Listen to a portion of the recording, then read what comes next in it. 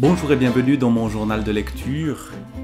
Nous allons aujourd'hui partir en montagne, nous isoler avec Paolo Cognetti, Le garçon sauvage, carnet de montagne, traduit de l'italien par Anita Roschuti.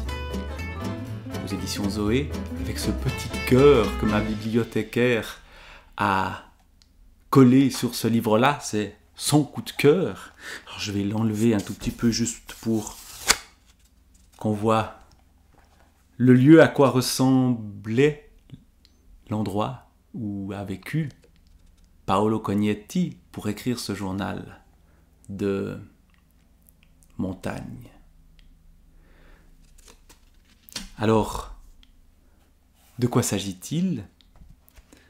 Eh bien, un homme de la ville décide de passer quelques mois seul en montagne et de quitter l'effervescence, de quitter la folie de la ville pour trouver le calme de la montagne, peut-être le mythe de la montagne. Et évidemment, le mythe n'est pas la réalité et cette montagne n'est pas tout à fait ce à quoi il s'attendait. Et il note ce qui a compté dans ce moment de montagne. Il y est en compagnie de livres, en compagnie de ce qui lui permet de penser, de rêver, d'imaginer. Ça commence ce livre-là par un poème d'Antonia Pozzi, Neve. J'ai séjourné dans les hauteurs, au-delà des sapins, cheminé par monts et vaux, lumineux, traversé des lacs morts, et les ondes prisonnières m'ont chuchoté un secret, longé des rives blanches, appelant par leur nom les gentianes assoupies. J'ai rêvé dans la neige d'une immense ville de fleurs ensevelie. J'ai écumé les monts, hérissés comme une fleur, regardant les rochers, les hautes parois, dans les mers du vent. Et chantant à mi-voix, je me souvenais d'un ancien été où les rhododendrons amers prenaient feu dans mon sang. Et donc, la montagne. Des chapitres plutôt courts, où il décrit d'abord les lieux, puis les gens, puis ce qu'il vit, ce qu'il expérimente dans ce moment où il échappe à sa vie ordinaire, où il se confronte à un autre monde.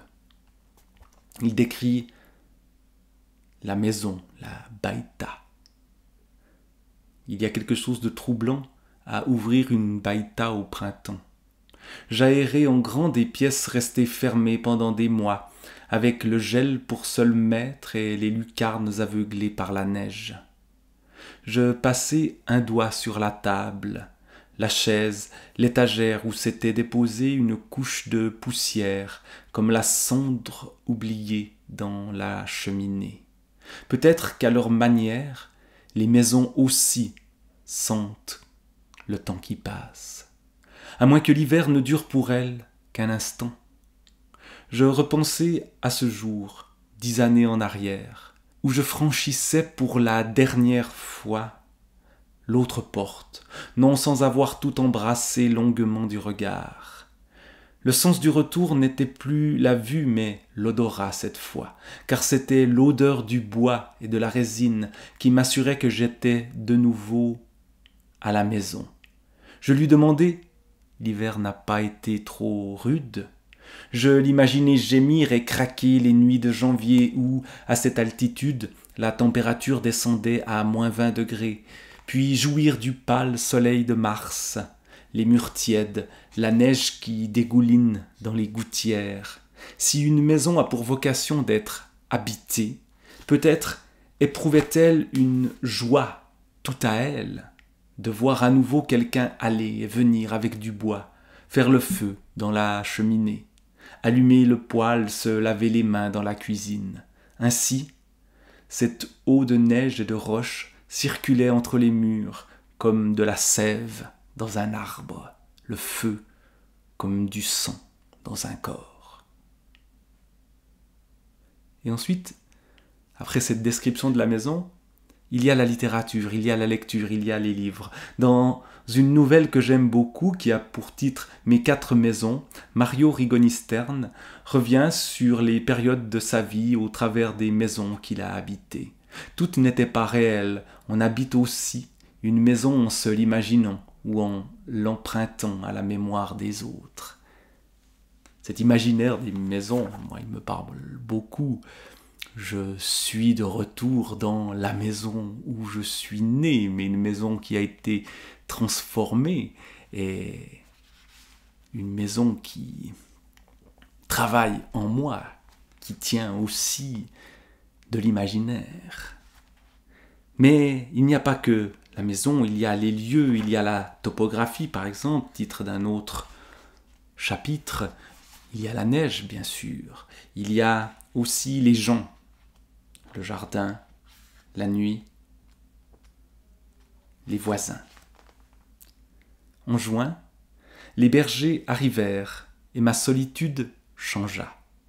Ils vinrent en camion, de grosses bétaillères que je vis débouler un jour au bout de la route. Les vaches énervées par le voyage et peut-être émoustillées à la vue de tous ces prés en fleurs, dégringolaient des glissières, se donnaient des coups de corne, faisaient fi des limites des pâturages et allaient s'enfoncer au milieu des sapins. Les bergers laissaient faire. En dépit de la transhumance à moteur, les plus âgés portaient encore leurs gilets de velours et leurs chapeaux de feutre. Une tenue que les jeunes avaient troquée contre de longues blouses imperméables. Tous observaient les montagnes à l'horizon, comme pour reprendre leur marque dans le panorama. C'était un vrai déménagement que le leur. Ils changeaient de maison. À nouveau, le changement de maison, l'importance des lieux. Ils changeaient de maison pendant 4 mois, transférant là-haut bêtes et familles, passant à une toute autre vie qu'en hiver, car qui dit été, dit plus d'heures de soleil, plus de temps passé au pré, plus d'herbe, plus de lait, plus de travail. Il n'empêche, il y avait une joie évidente dans leurs gestes. En se donnant des nouvelles en dialecte, ils riaient souvent. On aurait dit que le bonheur des animaux avait déteint sur les hommes, que pour eux aussi, monter à l'alpage voulait dire rentrer à la maison, peut-être sur les lieux de leur enfance, à coup sûr aux origines de leur métier. Le dialecte qui est évoqué ici, alors c'est un dialecte du nord de l'Italie. On se trouve dans la vallée d'Aoste. Et donc, il y a l'importance aussi de la langue, du langage qui est celui de la montagne, mais qui n'est pas celui de Paolo Cognetti, qui est de la ville, même s'il raconte avoir vécu un peu à la montagne lorsqu'il était enfant. Lui, si je ne me trompe pas, il doit être de Milan, il est né à Milan. Et on nous dit en 4e de couverture qu'il aime New York et la montagne. Mais New York, c'est une sorte de montagne, sans doute. Cette ville à la verticale dont parle Louis-Ferdinand Céline. Eh bien, ici, évidemment, on est très loin de New York, mais on est au plus près de cette montagne, de cette vie simple, de rencontres aussi inattendues. Ces bergers, il va en côtoyer certains. Il va sympathiser, il va être surpris par eux. Et bien sûr, il va avoir de la peine à les quitter. Il y a un personnage qui s'appelle Remigio, qui est un homme de la montagne, et ce qui surprend ce non-montagnard qu'est Paolo Cognetti, c'est que cet homme de la montagne lit comme lui, et il lit pas n'importe quoi. Dans un chapitre intitulé « Mots », voilà ce qu'il écrit. Remigio lisait de tout, mais surtout les livres difficiles. Cette année-là, Sartre, Camus et Saramago. C'était fascinant de se promener sur un sentier et de l'entendre lancer ses noms, reconstituer nos parcours opposés de lecteurs. Moi, le lycéen de la ville, j'avais fini par bouder les écrivains intellectuels et ne jurais que par la littérature américaine, celle de la frontière et de la route. Lui, il s'était arrêté au collège, avait grandi dans un village de montagne et à 45 ans, découvrait les classiques. Il me parla de son enfance solitaire, celle d'un fils unique, timide et sans amis. À 14 ans, il avait commencé à travailler comme maçon avec son père. Il préférait ça à l'école, mais étant d'un caractère contemplatif, il s'était trouvé un jour devant un sérieux obstacle. Les mots qu'il connaissait ne suffisaient pas pour dire comment il allait. Je m'arrêtai. Nous marchions dans la forêt de septembre sans rencontrer personne. En quel sens ? Lui demandai-je intrigué.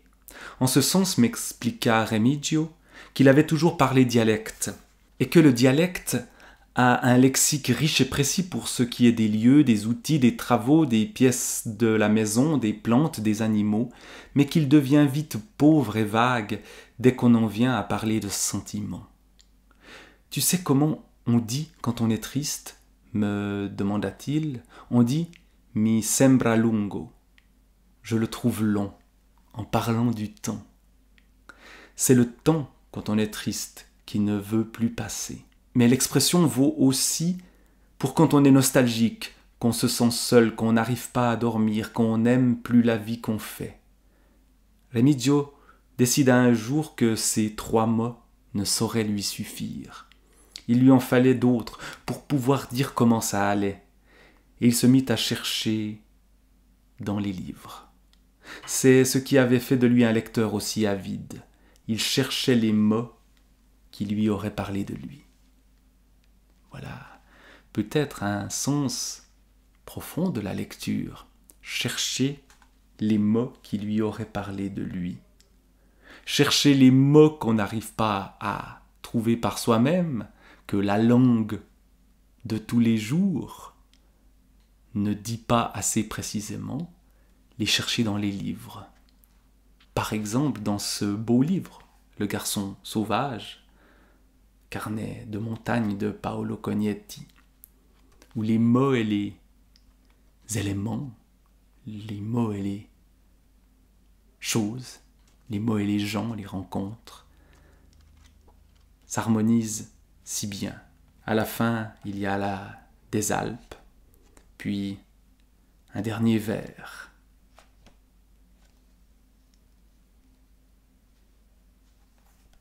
Et la montagne s'éloigne. Paolo Cognetti, Le garçon sauvage.